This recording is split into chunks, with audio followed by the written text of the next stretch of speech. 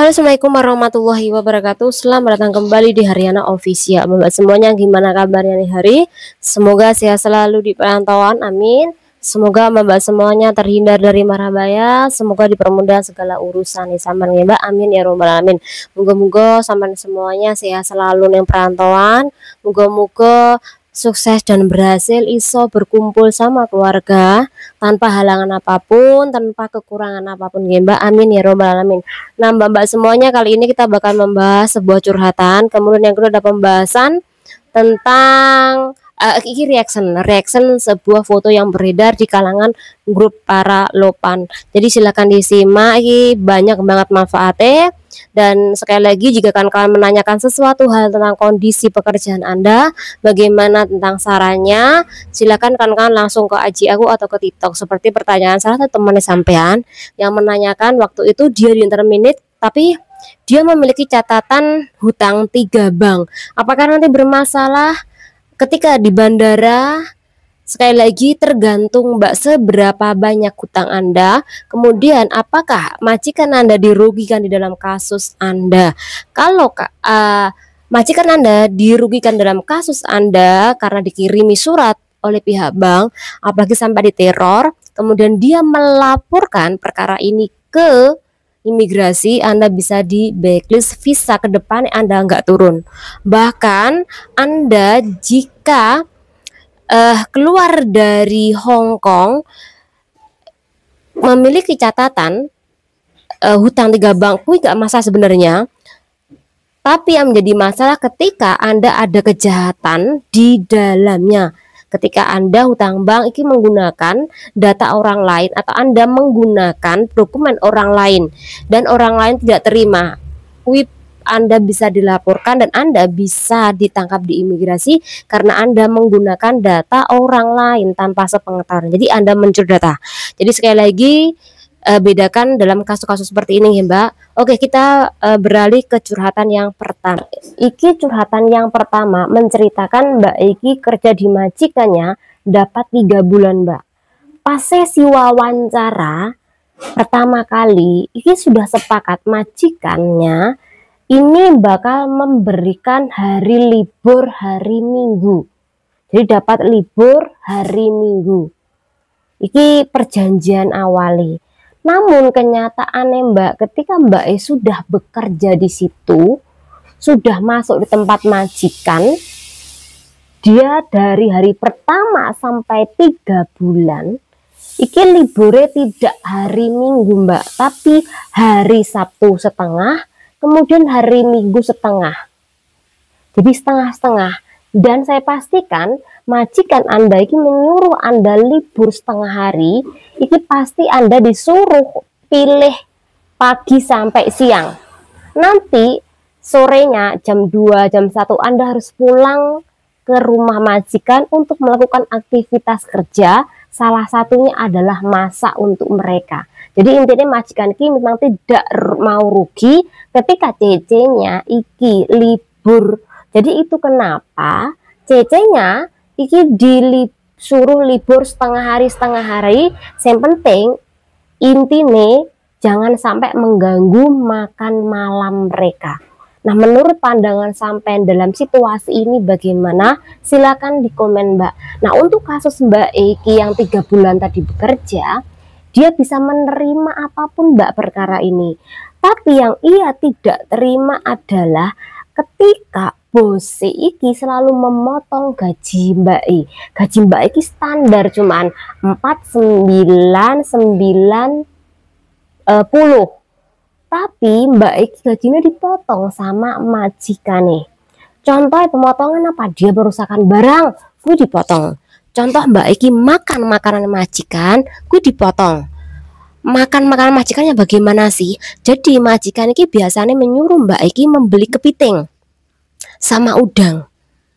Kemudian Mbak Iki kan dikasih kepiting sama udang oleh majikan nih. Nah, karena Mbak Iki juga ikut makan kepiting sama udang yang dibeli oleh bos, secara otomatis bulan depannya atau bulan berikutnya Mbak Eki gajinya dipotong karena ikut makan kepiting tadi dan juga makan udang. gudang, Mbak. Jadi ketika Cece-nya iki juga ikutan makan, secara otomatis dia harus bayar sama majikan dengan cara pemotongan gaji.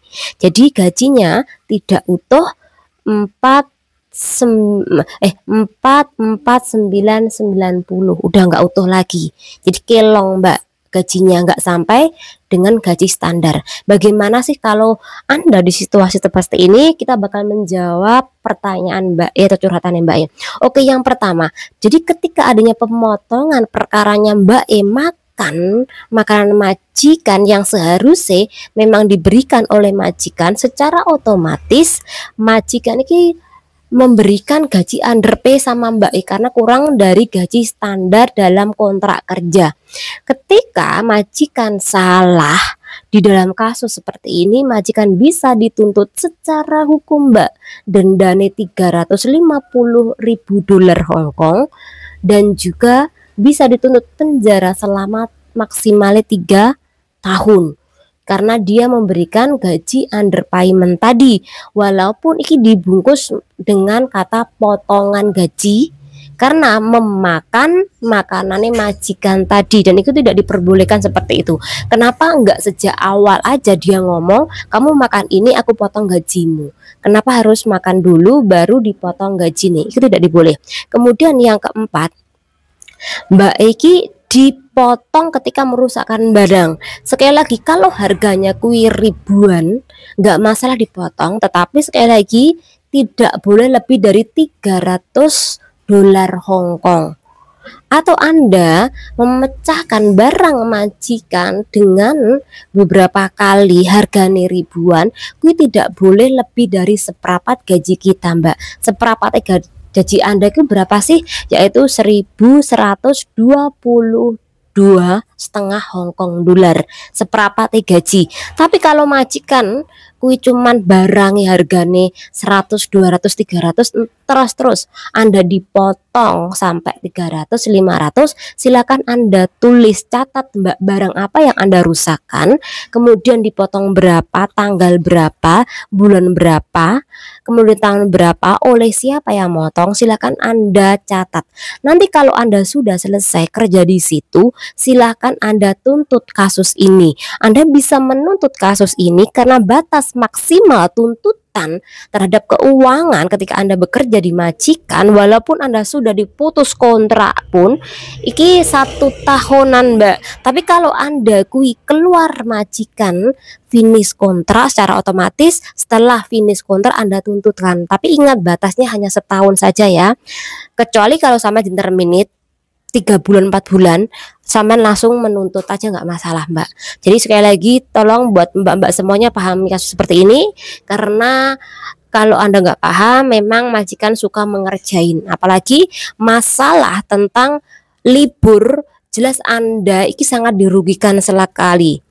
Anda memang sih menerima, tapi ketika Anda dirugikan dengan jam seenak majikan, itu tidak boleh, Mbak. Jadi majikan harus ngomong dulu sama sampean, paling enggak dalam kurung waktu paling lambat kuis 1 hari atau 24 jam. Ngomong dulu, kamu besok liburnya ini ya. Jadi ngomong. Ketika tidak ngomong, Anda bisa mengkasuskan perkara ini kepada labor departemen. Jadi silahkan Anda tulis tentang kejadian kegiatan di rumah majikan. Oke, kita beralih ke kasus yang kedua, yaitu mengenai virale PRT konon katanya dari Indo. Kejadiannya apa 2 hari yang lalu loh, tapi kemarin kita kan lagi bahas tentang salah satu ada PRT yang meninggal dunia di daerah Yunlong sana.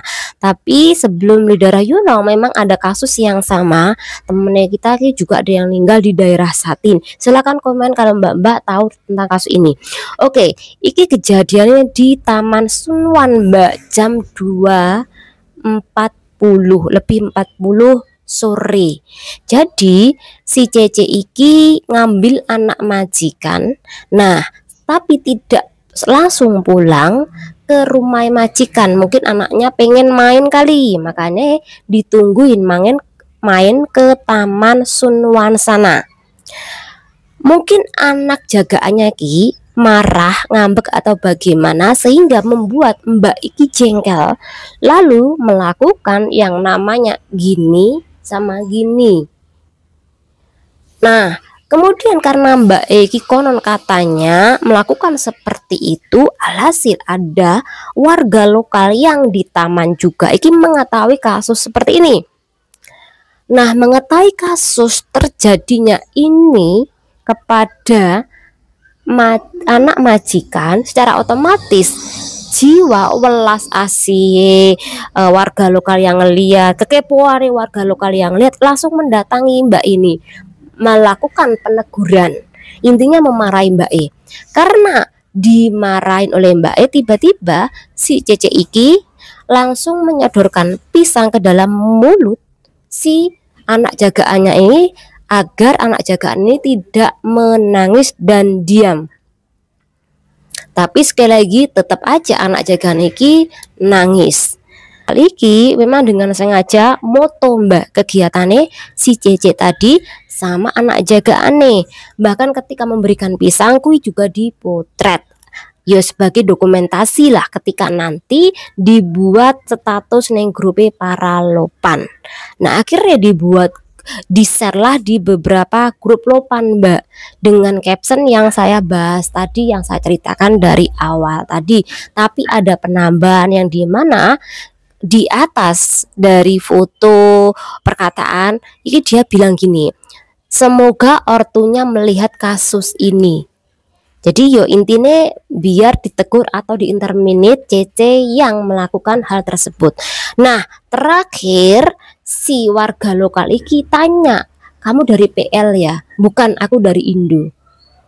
Nah menurut pandangan kita bagaimana sih dalam kasus ini? Oke, jadi majikan tadi kan tanya nih, apakah kamu dari PL? Bukan, aku dari Indo.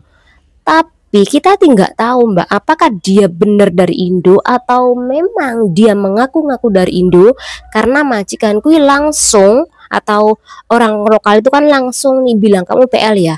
Karena si Cece Iki tahu dia mau diviralkan, alhasil dia ngaku-ngaku sebagai warga Indo. Itu bisa saja terjadi, karena nggak mungkin kan maling tuh bakal ngaku. Karena kalau ngaku secara otomatis bangsa dia, gue juga jelek.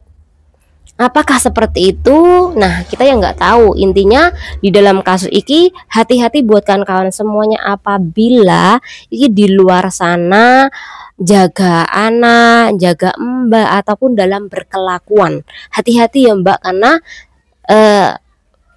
dipaparazi sama orang lokal kita nggak tahu, sewaktu-waktu bisa saja mereka melakukan pengabadian, mempaparazi sampean kemudian memviralkan seperti kasus ini. Jadi dietrek-etrek di beberapa grup para lopan. Hati-hati ketika Anda melakukan kesalahan kekerasan terhadap anak majikan atau ortu majikan di luar sana. Anda marah, Anda terlalu sibuk main HP, Anda bisa diviralkan. Bahkan ketika Anda kui nggak bener kerja, kui juga bakal diviralkan.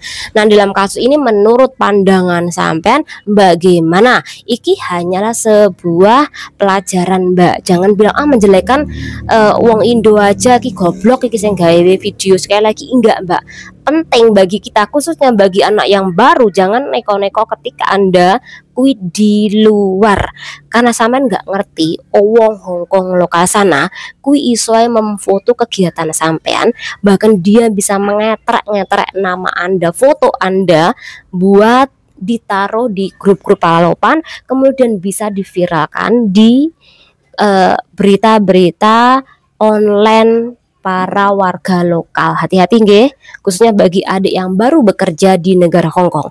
Anda membuat kesalahan satu kali, bukan hanya Anda yang bakal di-interminate, deportasi, kemudian Anda dikeluarkan oleh majikan, tapi Anda juga bisa dipenjara dan dituntut oleh majikan Anda.